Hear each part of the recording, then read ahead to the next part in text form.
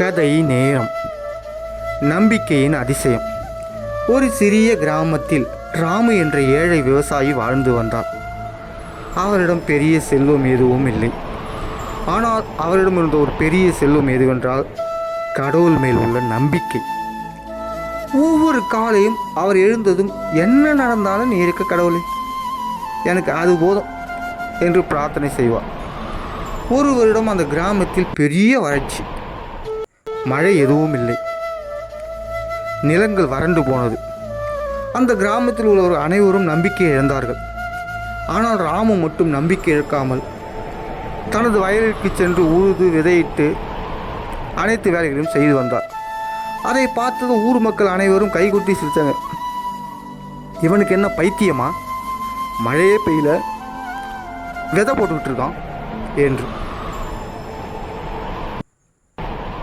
ராமு சிரிச்சுக்கிட்டே சொன்னார், என் வேலையை நான் செய்கிறேன். மழை கொடுப்பதும் கொடுக்காததும் கடவுளுடைய வேலை. நாட்கள் கடந்துச்சு, மழை வரலை. அதனால் விதையும் முளைக்கலை. ஒரு நாள் வயலிலிருந்து ராமு வீடு திரும்பி கொண்டிருந்தார். அப்போது அவர் கால் தவறி வயலில் விழுந்தார். அப்போது அந்த மண்ணை தொட்டு பார்க்கும்போது ஒரு ஈரப்பதம் தெரிந்தது. பின்பு அவர் வீட்டுக்கு சென்று விட்டார். காலை திரும்பி வந்து பார்த்தபோது அந்த விதைகள் சிறிய சிறிய முளைகளாக முளைக்க ஆரம்பிச்சிருக்கு. ஏன் தெரியுமா? அந்த ஊருக்கு அருகே ஓடும் ஒரு சிறிய ஆறு அந்த இரவு நேரத்தில் அமைதியாக வழிமாறு ராமுவின் வயலுக்கு தண்ணீர் கொடுத்தது. அந்த ஒரு வயல் மட்டும்தான் அந்த கிராமத்தில் பச்சை பசேரென்று காட்சியளித்தது. அனைவரும் ஆச்சரியப்பட்டார்கள். ராமு கண்ணீர் விட்டு அழுதார்.